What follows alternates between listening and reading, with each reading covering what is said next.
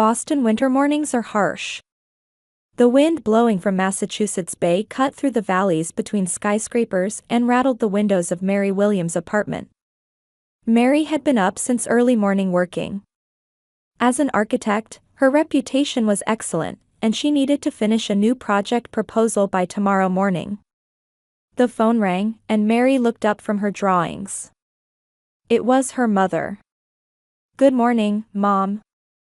"Mary, can you come soon for the final preparations for Ashley's wedding?" Judith's voice had a hint of anxiety. "We also have the final fitting for your dress." Mary sighed deeply. "I know. I'm planning to come in the afternoon. I'd like you to come by 11 if possible. Ashley wants everyone together for brunch." "But, Mom, I have a project deadline." "Work talk again?" Her mother's voice immediately turned cold. "This is your sister's once-in-a-lifetime wedding. You always prioritize work." "That's not true," Mary objected, but she heard her mother's sigh. "Anyway, please come as soon as you can. Dad and Ashley are waiting." The call ended, and Mary quietly put down her phone.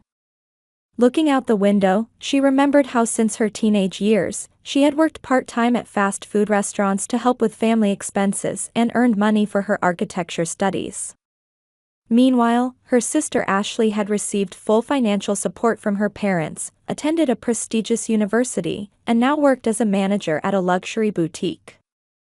A new message arrived on Mary's phone. It was from Ashley. "Mary, don't be late today. Jason's mother is coming too, so lunch with the whole family is really important." Seeing Jason Harrison's name, Mary flinched momentarily. Ashley's fiancé was a man Mary had met during her college years. It was a fact nobody knew, and something she could never tell Ashley in particular. As Mary headed for the bathroom, she thought about her complicated relationship with her family. Her parents, especially her father Robert, had always favored her sister. Even when Mary succeeded in her architectural career, the topic quickly ended, and conversation shifted to Ashley's latest achievements or plans. While showering, Mary thought about the uneasy atmosphere she had felt recently. Since Ashley's engagement announcement, she felt her parents' attitude toward her had grown even colder. Phone calls decreased, and her opinions were increasingly disregarded at family gatherings.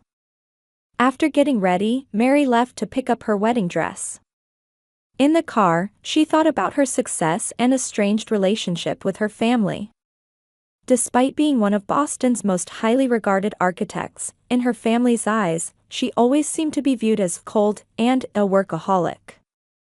When she arrived at the dress shop, Ashley and her mother were already waiting. Mary didn't miss how Ashley's expression stiffened slightly. "Finally, you're here," Ashley's voice sounded cheerful, but her eyes weren't smiling. "Jason's sister will be here soon. I think you two will get along." Mary smiled awkwardly. "Yes, I'm looking forward to it." In the fitting room, Mary tried on her dress. Looking at herself in the mirror, she thought something was off. Not just her family's attitude, but something unsettling about the entire wedding. She was particularly concerned about the subtle glances Ashley gave her whenever Jason's name came up. "Mary, have you met Jason before?" Ashley suddenly asked. Mary's heart stopped for a moment. "No, why?"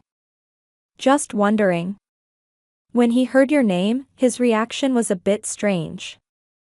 "Must be your imagination," Mary maintained her composure. "How would we have met?" Ashley said nothing and returned her gaze as if satisfied with Mary's answer. However, Mary's anxiety only grew. Did Jason remember her? And if he did, had he said anything to Ashley? As Mary took off her dress, she resolved to investigate the source of tension in the family before the wedding. Something was happening. And she distinctly felt that this something involved her. On the wedding day, luxury cars lined up in front of St. Patrick's Church in Boston, with elegantly dressed people arriving one after another. Mary arrived at the venue slightly late. She had sent apologetic messages to her parents who had called her several times that morning, but there was no reply. At the church entrance, Mary took a deep breath. Dressed in an emerald green gown, she composed herself. Like presenting an architectural project, this too was a kind of performance. "Miss Mary Williams?" A young staff member approached her. "Your family's seats are this way." Mary was surprised to see the indicated seats. They were far from the front row where parents and relatives sat, positioned instead along the side of the church. "Excuse me, I'm the bride's sister. Shouldn't I be in the family section?" The staff looked confused. "I'm sorry. The seating chart specifies this." Mary nodded quietly and headed to the assigned seat. Looking around the church, she saw her father and mother chatting with relatives in the front row. Although she must have been in their line of sight, her parents made no effort to look at her. During the 30 minutes before the ceremony began, Mary tried to approach her parents, but someone always intervened, interrupting conversations. Finally, she managed to speak to her mother. "Mom, my seat seems to have been changed." "It's not with the family." Judith glanced at her daughter and said coldly, "Ashley decided the seating. It's her special day, so we should respect her wishes." "But why just me?" "Mary," her mother's voice was low and restrained. "Today is Ashley's day. Don't cause problems." Mary stepped back at her mother's words. Problems? Was she suggesting that Mary had caused some kind of trouble? "I'd like to greet Ashley." "Where is she?" Mary asked. "She's very busy now," her mother answered without meeting her eyes. "There's so much to prepare before the ceremony begins." Robert, her father, approached. His expression hardened subtly when he saw Mary. "Robert, Mary wants to greet Ashley," Judith told her husband. "That's not possible now," Robert's voice was colder than usual. "Ashley is busy with preparations. Besides..." He broke off. "Besides what?" Mary prompted. "Nothing," her father said. "Return to your seat. The ceremony is about to begin." Mary left her parents and went outside the church. Something was wrong. She took out her cell phone and sent a message to Ashley. "Are you in the dressing room? I'd like to say hello." The reply came immediately, "I'm busy now." After the ceremony, Mary sighed. Outside the church, she happened to meet Mike, Jason's best friend. Mary remembered Mike's name and face from her college days with Jason. "Hello, Mike." Mary called out. "I'm Mary, Ashley's sister." Mike looked surprised and stared at Mary. "Oh, yes, hello." His reaction was visibly awkward. "It's been a while," Mary said. "Have you been friends with Jason since college?" The color drained from Mike's face. "College? Did you also, with Jason at college?" "No, I don't know him," Mary quickly said. "I just meant, he talks about you a lot." "Oh, I see," Mike seemed relieved. "Yes, we've been friends for a long time." The conversation continued unnaturally, with Mike checking his watch repeatedly. "Excuse me. I need to find Jason," he said, hastily departing. Mary was confused by Mike's reaction. He seemed to be hiding something. As she walked back toward the church, she overheard Jason and Mike's voices from behind a small terrace. "Did you talk to her?" Jason's voice was tense. "Yes, just briefly," Mike answered. "But I don't think she knows anything. At least, she didn't act like it." "Good," Jason sighed. "Ashley thinks she knows something. That's why she's so nervous." "You really didn't tell her anything?" Mike asked. "About college?" Of course not, Jason's voice rose slightly. If I did, everything would be ruined. But she might find out someday. We'll deal with that, when it happens, Jason said. Just don't cause any trouble today. Especially, stay away from Mary. Mary caught her breath. They were clearly talking about her. And Jason was hiding something from college. She quietly left and returned to the church. She tried to piece together the fragmentary information in her head, but couldn't see the complete picture. Jason was hiding from Ashley that he knew Mary. And that was making Ashley nervous. But why? Just before the ceremony began, Mary took her seat. Her mind was confused, but her expression remained calm. The church pipe organ resounded, and all attendees stood up. While waiting for the bride's entrance, Mary looked around the venue. Her parents' tense expressions, Jason's anxious eyes, and the curious glances directed at her from several people mixed among the guests. Not understanding what was happening, Mary watched Ashley enter on their father's arm. Her sister's face was smiling, but her eyes were cold and never once looked in Mary's direction. After the ceremony, the newlyweds exited down the central aisle of the church. Ashley's face was radiant with happiness, but Mary didn't miss how her expression hardened momentarily as they passed Mary's seat. At the luxury hotel ballroom serving as the reception venue, many guests had already gathered. Upon entering, Mary checked her seat at the reception desk. Williams, Mary. The reception staff checked the seating chart and showed a slightly confused expression. Ms. Mary, your seat is over there at table 23. Mary looked in the indicated direction. It was a small table in the corner of the room, furthest from the head table. As she approached the table, Mary realized it was 4 single guests, people who came alone, neither family nor part of the newlyweds' friend groups. This must be a mistake, Mary murmured to herself. However, the place card on the table clearly had her name printed on it. Mary slowly took her seat. The other people at the table directed curious glances at her. You're Ashley's sister, aren't you? An elderly woman asked. Why are you sitting here? Mary smiled. Yes, I am. There seems to be some confusion with the seating arrangements, the woman said meaningfully. I've heard a bit about you. Must be difficult. Mary frowned. About me? What have you heard? I'd rather not repeat gossip, the woman said and changed the subject. Mary's anxiety only increased. It seemed some rumor about her was circulating among the guests. After dinner, the toast speeches began. Father Robert stood up and blessed his daughter and her husband with moving words. Ashley, you are our light. We are proud that you have always put family first, being a loving and caring daughter. Mary stiffened slightly at her father's words. The phrase, put family first, seemed to contain some implied criticism. As if to say, unlike her. As cake-cutting time approached, Mary wanted to offer congratulations to her sister. She approached the head table. Ashley was talking intimately with Jason, but when she saw Mary approaching, her expression clouded.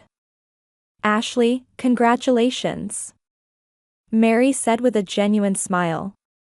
But Ashley didn't even meet her eyes and remained silent. She turned to her husband and whispered something.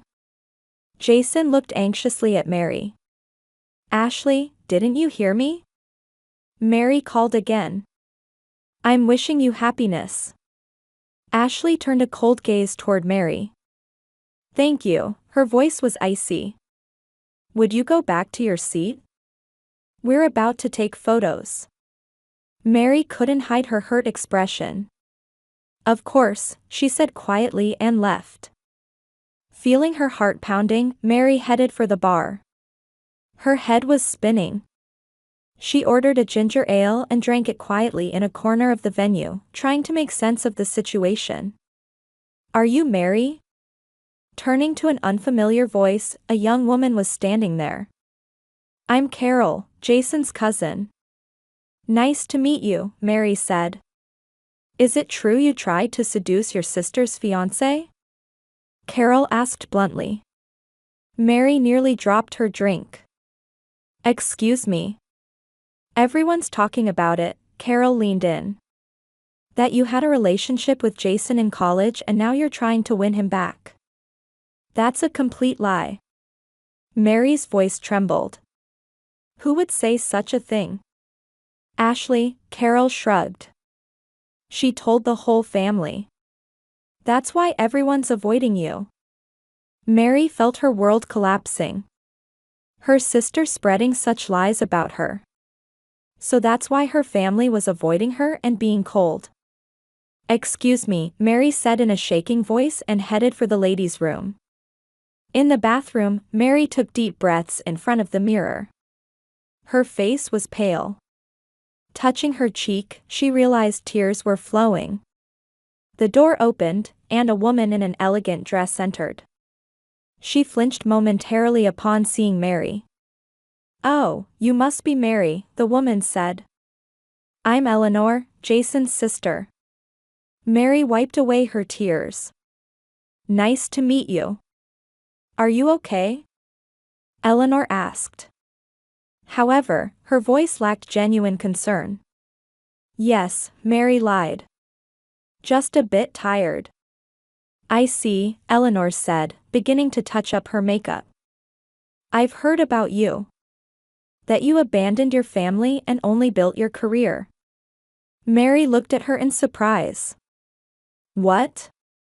"Ashley told us," Eleanor said coldly. "When she was young, you left home and never came back, right? Never took care of your sister." Mary trembled with anger and sadness. "That's completely untrue. I left home for college, but I came back every weekend. And..." "Fine," Eleanor waved her hand. "It's none of my business. Just don't hurt Ashley today." After Eleanor left, Mary entered a stall and closed the door. There, she quietly cried. Ashley was spreading complete lies.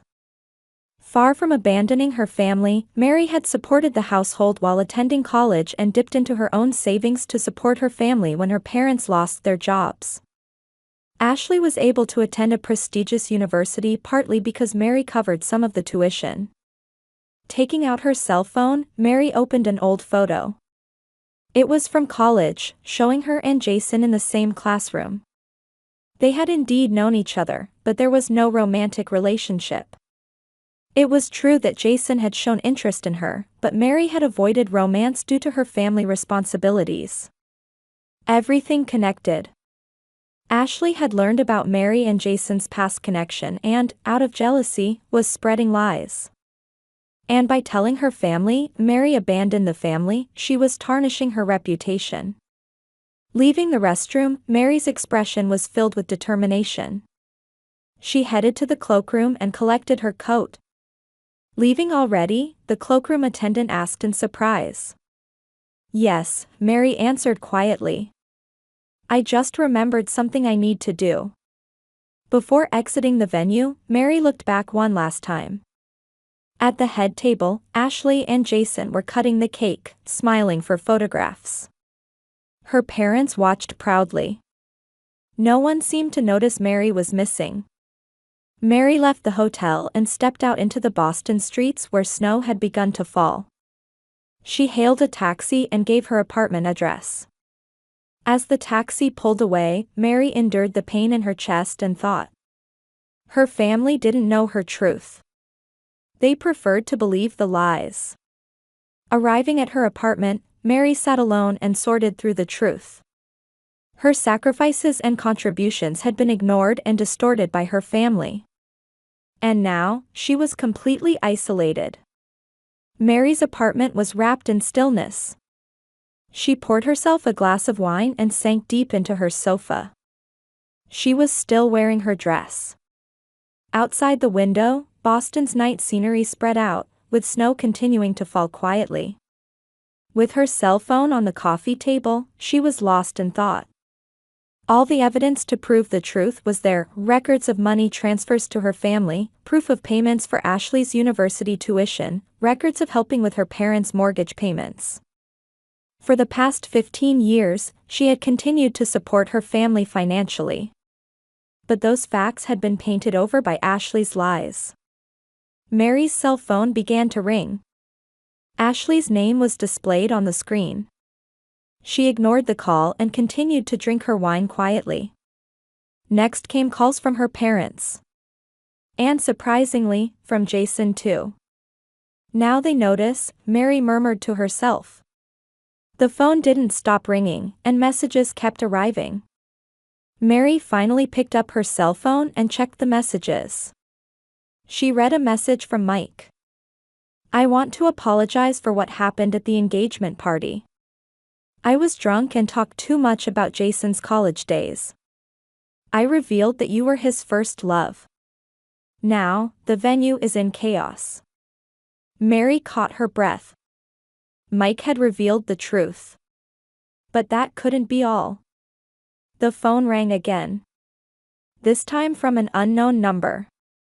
Hello? Mary answered. Mary. An unfamiliar woman's voice came through. This is Eleanor, Jason's sister. We met in the restroom. What do you want? Mary's voice was cold. I want to apologize to you. Eleanor's voice sounded genuinely sorry. I didn't know the truth about your contributions to your family. When my mother collapsed at the venue, Jason's friend Mike, who was drunk, started talking about various things. That you financially supported your family, especially covering Ashley's education costs, and yet Ashley was lying. What? Mary was surprised.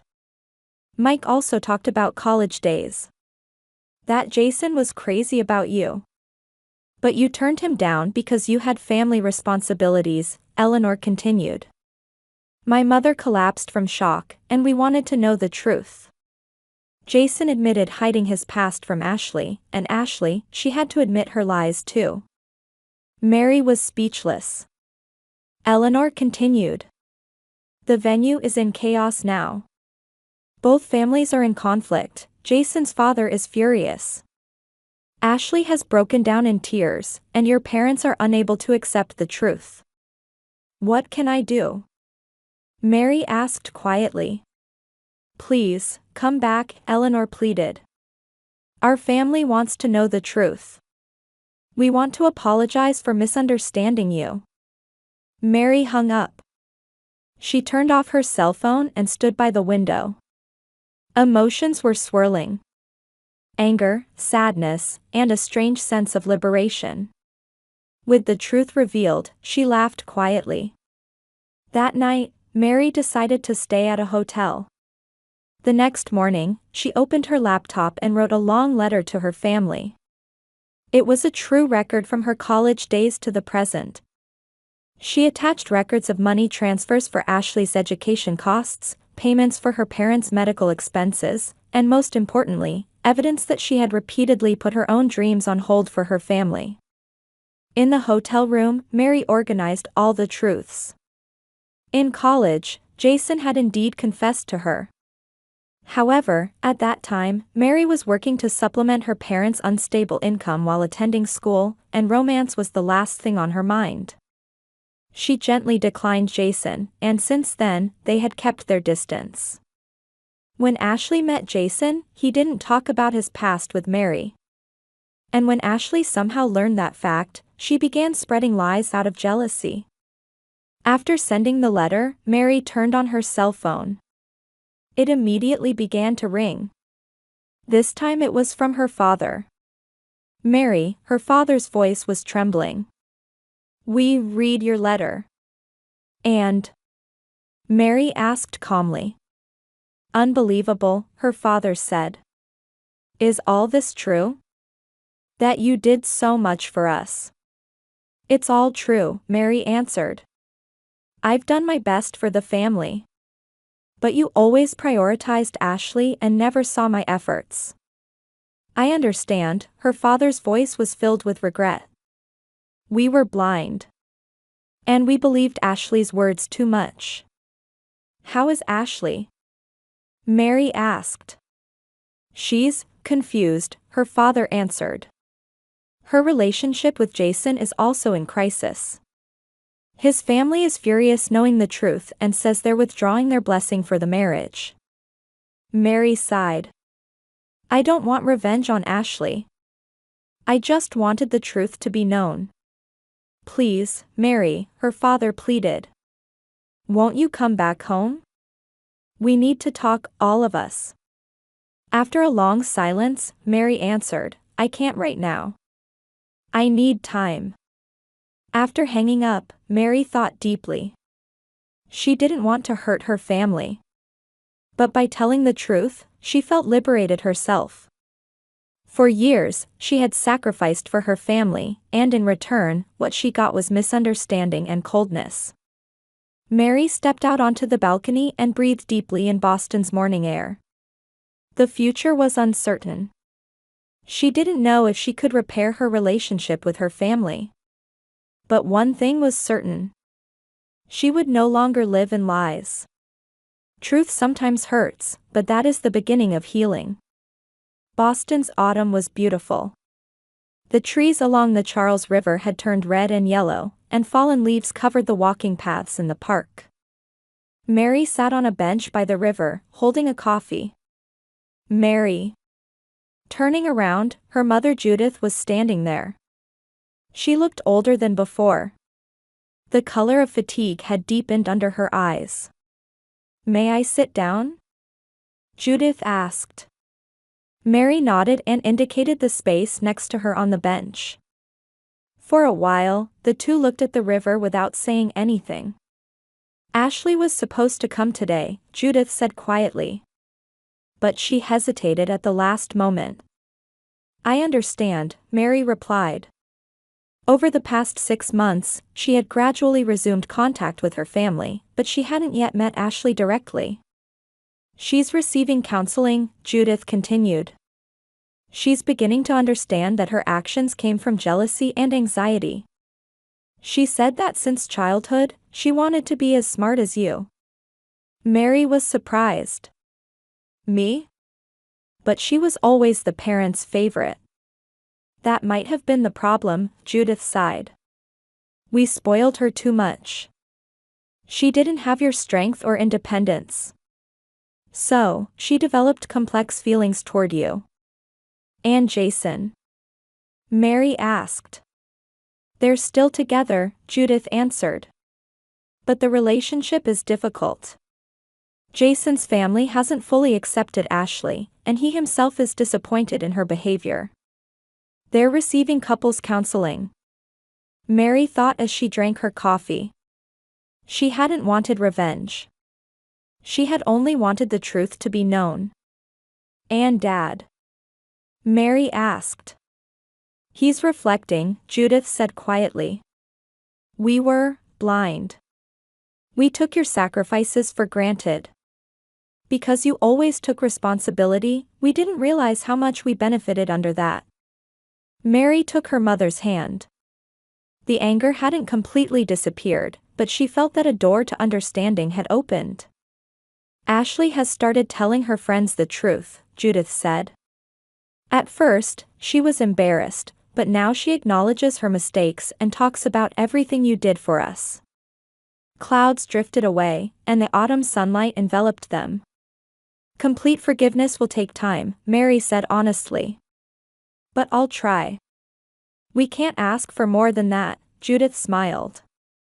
That night, Mary returned to her apartment and stood by the window, gazing at the city lights. Her cell phone rang, and a message arrived. It was from Ashley. Mary, I'm sorry. I didn't have the courage to meet. But someday I want to have the courage to apologize. You were a wonderful sister. I didn't deserve that. Mary stared at the message for a long time. Then she replied.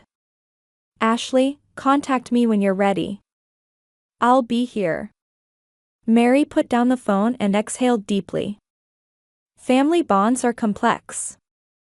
Blood ties are just the beginning of a relationship, and she understood that true family is built on honesty and mutual respect. The path to complete reconciliation might still be long, but on the foundation of truth, they were beginning to build a new relationship little by little. It wasn't perfect, but at least it was genuine. Stars began to shine in Boston's night sky. Mary smiled as she thought about the future.